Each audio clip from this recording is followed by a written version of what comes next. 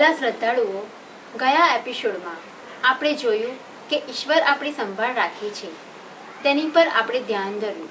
તો ચાલો આગામી ઈ રિટ્રીટના ભાગમાં પ્રવેશીએ અને ઈશ્વરની વધુ નજીક જઈએ.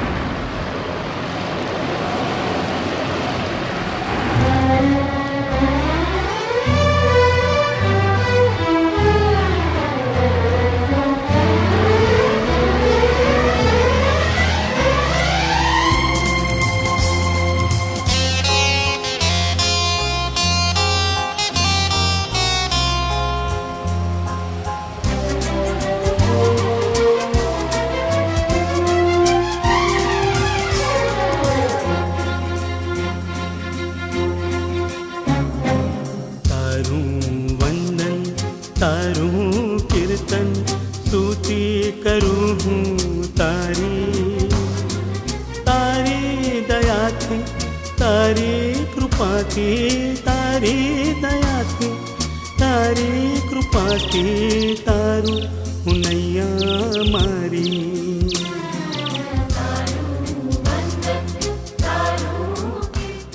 વાલા ધર્મજનો, આજે આ ધ્યાનના બીજા દિવસે આપણે પ્રભુનો આભાર કેવી રીતે માનીશું એ વિશેના અમુક મુદ્દાઓ ઉપર આપણું ધ્યાન કેન્દ્રિત કરીશું. વાલા શ્રદ્ધાળુઓ, આપણા જીવનમાં હરેક ઘડી ચમત્કારો તો થતા જ રહે છે. મારા અનુભવ પ્રમાણે તમારી આગળ બની ગયેલી ચમત્કારિક ઘટના રજૂ કરવા માંગુ છું. એક ઈસુપંથી ગંભીર અકસ્માતનો ભોગ બન્યા હતા અને ડૉક્ટરોએ તેમના કુટુંબીજનોને જણાવ્યું હતું કે તેમના જીવનની કોઈ આશા નથી. છેલ્લે દુઃખી કુટુંબીજનો કોની પાસે છે? એક આશરો હોય તો પ્રભુનો. આખરે કુટુંબે પ્રભુ પાસે ધા નાખી.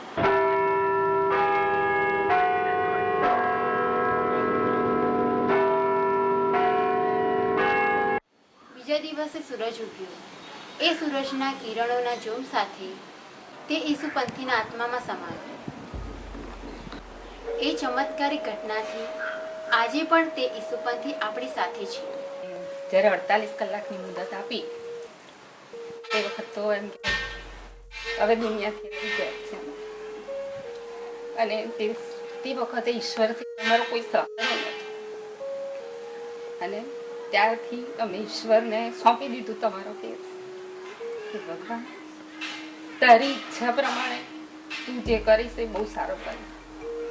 અને ઈશ્વરમાં એટલી બધી શ્રદ્ધા અમે રાખી અને એટલી બધી પ્રાર્થનાઓ કરી કે તમારી જે પણ ટ્રીટમેન્ટ કરતા હતા એટલે ડૉક્ટરો ટ્રીટમેન્ટ કરીને બહાર આવે એટલે એમણે કહ્યું કે બેન હવે તમારે ચિંતા કરવાની જરૂર નથી કારણ કે એમની તબિયત હવે સુધારા પર છે. ત્યારે ધીમે ધીમે અમારી શ્રદ્ધા વધતી ગઈ અને અમને આશાનું કિરણ લાગ્યું એના હવે રમેશને કશું નહીં થાય અને હવે અમને ઈશ્વર એટલી બધી સફળતા આપશે કે જે અમારા જીવનમાં એક સોનાનો સૂરજ ઉગ્યો અને તમને નવી જિંદગી મળશે. અને ખરેખર અમને પ્રાર્થનાથી એનો અનુભવ થયો છે. અમને ઘણા બધા લોકોએ પ્રાર્થનારૂપી મદદ કરી છે. ફાધરો, સિસ્ટરો સર્વે એટલું બધું આશ્વાસન આપ્યું છે અને બધાની પ્રાર્થના ઈશ્વરે સાંભળી છે અને એ પરિણામરૂપ અત્યારે આપણે બેસીને બંને વાતો કરી રહ્યા છીએ. ખરેખર ભગવાનનો આભાર માનવો ખૂબ જ જરૂરી છે અને હવે પછી પણ દુનિયામાં આપણે એટલું યાદ રાખવું જોઈએ કે ઈશ્વરે જ્યારે ધાર્યું હોય એ તો જરૂરથી કરે છે અને આપણને સફળતા આપે છે. આપણા જીવનમાં અનેક ચમત્કારો કરે છે. આજે હું મારી જાતને એક બાળક જ સમજું છું. જેમ બાઇબલમાં લાજરસનું પ્રસંગ આવે છે એ લાજરસને ઈસુ ભગવાને 6 દિવસમાં સજીવન કર્યો હતો. હું લગભગ 1 મહિના સુધી બેભાન રહ્યો અને 1 મહિના પછી મને ભાન આવ્યું અને હું સજીવન થઈ ગયો. ખરેખર પ્રભુ ઈસુનો આભાર જ માનું છું.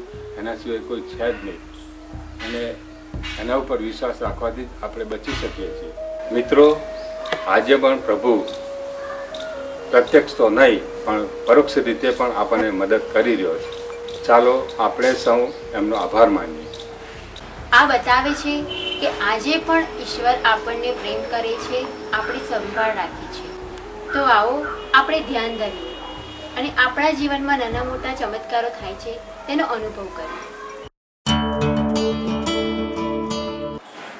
આપણે પ્રભુનો આભાર માનવો જોઈએ, કેમ કે તેણે આદિકાળથી આપણું સર્જન કર્યું છે. અત્યાર સુધી આપણી સાથેની પાસે રહ્યા છે અને આપણને જીવતા રાખ્યા છે. એથી જ તો અત્યારે આપ સર્વ અને હું પણ શ્વાસ લઈ રહ્યા છીએ. આપણું હૃદય ધબકતું રહ્યું છે અને તેણે આપણને પ્રેમથી જન્મ આપ્યો છે.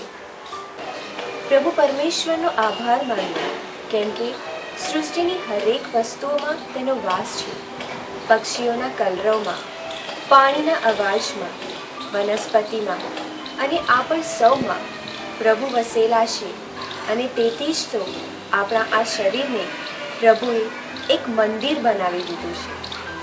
ચાલો આજે આપણે સર્વ આપણા માતા પિતા માટે પણ પ્રભુનો આભાર માનીએ, કારણ કે માતા પિતા દ્વારા જ આપણે આ પૃથ્વી ઉપર આવી શક્યા છીએ. માતા પિતાએ પારાવાર દુઃખ વેઠી અને આપણને મોટા કર્યા છે. પોતાનું સુખ ભૂલી જઈને તેમણે આપણી ખુશીની પરવા કરી છે અને પ્રત્યક્ષ રીતે આપણને ઈશ્વરનો અનુભવ કરાવ્યો છે. વહાલા ધર્મજનો, આજના આ દિવસે આત્મનિરીક્ષણ કરવું એ પણ એટલું જ જરૂરી છે. સવાર, બપોર ને સાંજ દરમિયાન પ્રભુ એની અખૂટ કૃપાઓનો અનુભવ આપણને કરાવે છે. આપણને એની કૃપાઓ અને એના પ્રેમનો અનુભવ કરાવે છે. ઘણા બધા સારા અનુભવો પણ આપણને દિવસ દરમિયાન થતા જ હોય છે. તો દિવસના અંતે સૂતા પહેલાં આપણા આખા દિવસ ઉપર નજર નાખી આપણને મળેલી આ સર્વ કૃપાઓ માટે આપણે પ્રભુનો આભાર માનવો જોઈએ. પ્રાર્થનાના આ દિવસો મારે માટે એક સુંદર તક છે. આપણને સૌને મદદરૂપ થાય એવા પાયાના મુદ્દાઓની પણ આપણે ચર્ચા કરીએ. પ્રભુની આગળ કે કંઈ કશું છાનું કે છૂપું હોઈ શકે? આપણા કહ્યા વગર જ આપણું આખું જીવન એની આગળ ખુલ્લું જ છે. પ્રભુ આપણ સૌને બરાબર ઓળખે છે અને તે આપણ સૌને કોઈ પણ પ્રકારની શરત વગર અખૂટ પ્રેમ કરે છે. તેના પ્રેમની કોઈ જ સીમા નથી. તો ચાલો આજે ભગવાનને પ્રાર્થના કરીએ કે તે આપણ સૌને પ્રાર્થના કરતા શીખવે. લુક 11:1-13. આદર્શ પ્રાર્થના. એકવાર ઈસુ એક જગ્યાએ પ્રાર્થના કરતા હતા. તેઓ પ્રાર્થના કરી રહ્યા એટલે એક શિષ્યએ તેમને કહ્યું, યોહાને પોતાના શિષ્યોને શીખવ્યું હતું તેમ આપ પણ અમની પ્રાર્થના કરતા શીખવો. ઈસુએ કહ્યું, જ્યારે તમે પ્રાર્થના કરો ત્યારે આ પ્રમાણે બોલવું, હે પિતા, તમારા નામનો મહિમા થાઓ, તમારું રાજ્ય આવો, અમને રોજનો રોટલો રોજ આપતા રહો અને અમારા પાપો માફ કરજો, કારણ અમે પણ અમારા એકે એક અપરાધીને માફ કરીએ છીએ અને અમને પ્રલોભનમાં પડવા ન દેશો. વળી તેમણે શિષ્યોને કહ્યું, ધારો કે તમારામાંથી કોઈને એક મિત્ર છે, તે મધરાતે તેને ત્યાં આવે છે અને કહે છે કે ભાઈ, મને થોડો લોટ ઉછીનો આપને. પ્રવાસે નીકળેલો મારો મિત્ર મારે ત્યાં આવી ચડ્યો છે અને તેની આગળ ધરવાનું મારી પાસે કંઈ જ નથી. તો શું અંદરથી પેલો માણસ એમ કહેશે કે મને પજવીશ નહીં, બારણા ક્યારના વસાઈ ગયા છે, મારા છોકરા અને હું સૌ સૂઈ ગયા છીએ, હવે મારાથી ઉઠીને અપાય એમ નથી. હું તમને કહું છું કે એ માણસ મિત્રતાને નાતે ઉઠીને ભલે ના આપે, તેમ છતાં તેના આગ્રહને વશ થઈને તે તેને કશુંક તો આપશે જ. અને એટલે જ હું તમને કહું છું કે માંગો એટલે મળશે, શોધો એટલે જળશે, ખખડાવો એટલે બારણાં ખુલી જશે. કારણ જે કોઈ માંગે છે તેને મળે છે, જે કોઈ શોધે છે તેને જડે છે, ને જે કોઈ ખખડાવે છે તેને માટે બારણાં ખોલવામાં આવે છે. તમારામાં એવો કયો બાપ છે કે જે છોકરો મચ્છી માંગે તેને શાપ આપે ને ઈંડું માંગે તો વીંછી આપે?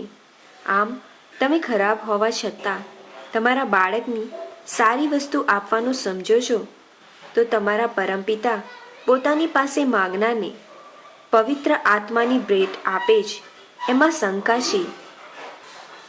આ પ્રભુની વાણી છે.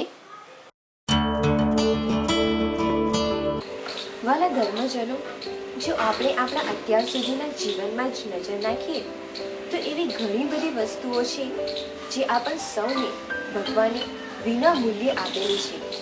આસપાસની પ્રકૃતિમાં જુઓ, આપણે જોઈએ તો હવા, પાણી, વૃક્ષો, ફળ, ફૂલ એ બધું વિના મૂલ્યે આપણને મળ્યું છે.